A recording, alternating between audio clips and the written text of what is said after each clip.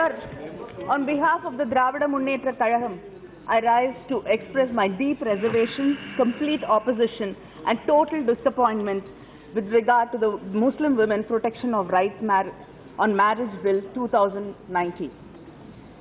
I begin by questioning, why is this government in such a hurry to bring this bill? What is the signal we are trying to send to this nation? Why are we in a hurry to pass bills that arouse communal passions and divide our people? Is this the message you want to give this country? Sir, there are so many pressing issues. For one, we are passing bills here without enough representation of women. It is in your own manifesto, election manifesto, that you will pass the 33% women reservation bill. But nothing, one term has passed and the second term is starting. It has not even been listed. Let there be no women. This bill you claim is to protect women's rights. Why can't women be here to participate, to be a part of this dialogue? And let us decide what is good for us. We don't want the men to tell us what is good for us. So please pass the 33% women's reservation bill before you talk about women's rights. Yes. And have we even thought of bringing a bill to end the honor killings, which happens in the name of caste religion? What sin have these young people, young women and men in this country, other than being in love? They're being killed. Every day there are news reports. What laws are we bringing to stop this? Nothing. And sir, the member from BJP who spoke here spoke very eloquently, and she spoke about freedom. I'd like to ask, what freedom do we have here? We are not allowed to choose what to eat, who to pray to, or if we want to refrain from praying. And have we brought a law to punish people who indulge in mob lynching and mob violence in the name of religion? Yes. That is the need of ours. And there is an urgency to bring bills like this. Sir, when she spoke about property rights to women. I proudly like to say it here that Tamil Nadu was the first state to bring property rights to women, and that was because a great leader, Tandai Periyar, insisted on it, and then our leader, Dr. Kalaignar, implemented it as the Chief Minister of Tamil Nadu. So, but when Dr. Ambedkar wanted to make it part of the Constitution and Pandit Jawaharlal Nehru was supporting it, who were the people who opposed it? These are the same people who opposed it and made sure that we had to leave the cabinet. So this law is short-sighted, discriminatory and divisive. Many people here have pointed to the controversial history of this bill. It was passed in Lok Sabha because you had a majority, and it was taken to Rajya Sabha. It was stalled there because it was against the Constitution. Yes. I was there, yes, to stop the bill. But then again you're bringing it back here. Sir, and it's been twice promulgated, and as here many people have quoted the Krishna Kumar Singh versus State of Bihar case, where re-promulgation is a fraud on the Constitution. This is what the judges said there. But then, I think we have to be quoting this every day because we are doing it again and again and again in this. So, when the Supreme Court in the Saira Banu versus Union of India 2017 case has outlawed the triple talaq, talaq-i-biddat, what is the need for this government to bring this legislation?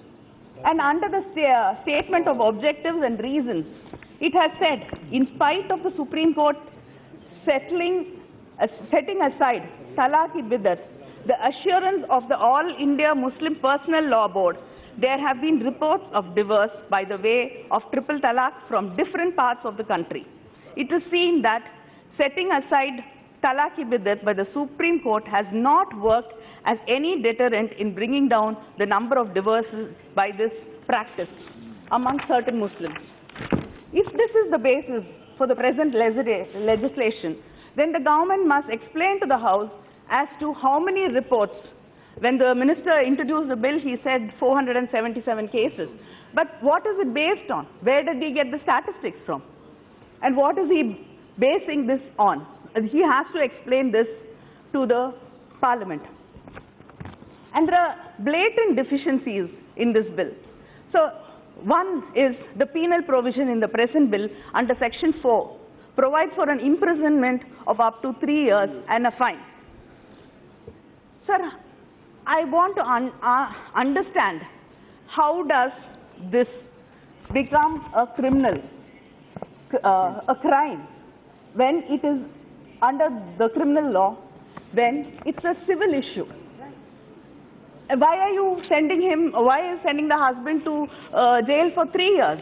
And what is more interesting here is that the Section 7C of the bill prescribes a precondition for the bail, which is not in accordance with the legal principles of this country. No person accused of an offence punishable under this Act shall be released on bail unless the magistrate, after hearing the married Muslim woman upon whom talaq is pronounced, is satisfied that there are reasonable grounds for granting bail to such a person. Sir, is it fair and just in any country to bring a law like this? If there is, I'm not supporting men here. I am proud to say I'm a feminist. I stand by women's rights. But, sir, will there not be opportunity to use it against a husband? Is it fair to a man? I think the minister has to consider protecting men also. Because women's rights includes men's rights also. Sir, just a few more minutes, sir. Sir, just a few more minutes, sir. Sir, and I'd like to ask the minister through you, why is it that he only cares about Muslim women in this country? Does he not care about Hindu women, Christian women?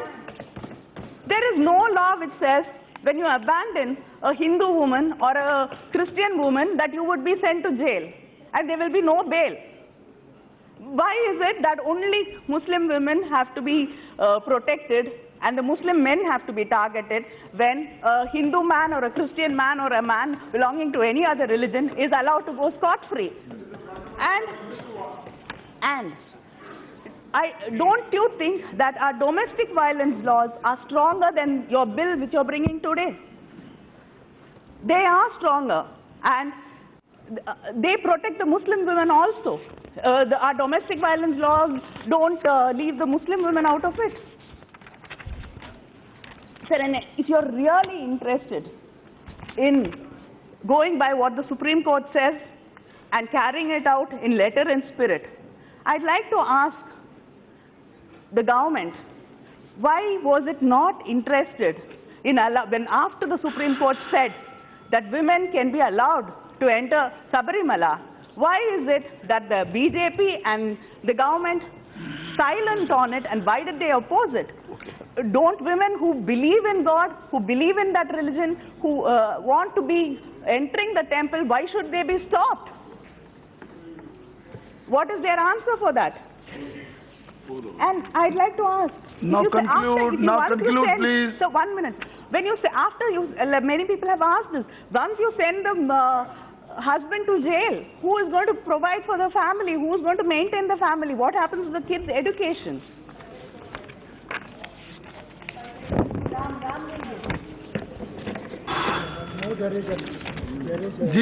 Sir, and I'd like to last sentence. Sir, just one point, and I'll conclude, sir. And when you talk about rights of women in marital relationships, I'd like to, this morning even our honorable member Shashi Tharoor had mentioned it. What is your stand on rape laws within a marriage?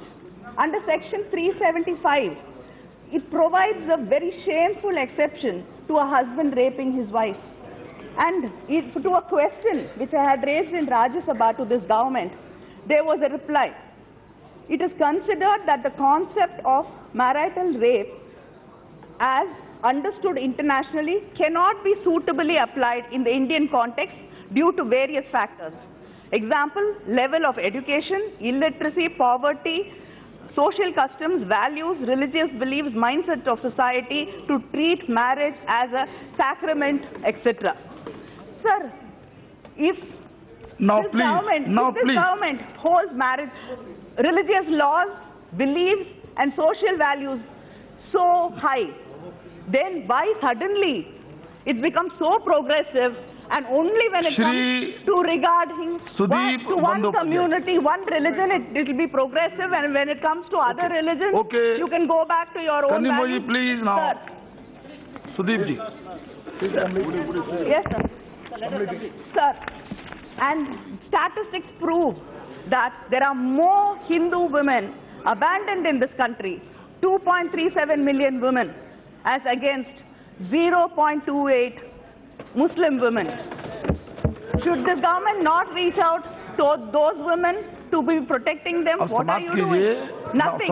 And why are you and this bill, sir, is entirely brought to target one community, one religion, and DMK will oppose it, and we will not allow the minorities of this country to feel insecure. Thank you, sir.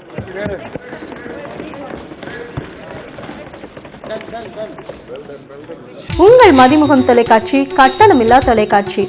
உங்கள் cable TV ஆபரேட்டரிடம் கேட்டு பெறுங்கள். இந்த இலவசம் உங்கள் உரிமை. மதிமுகம் தொலைக்காட்சி, இது மக்கள் தினமும் முகம் காணும் தொலைக்காட்சி.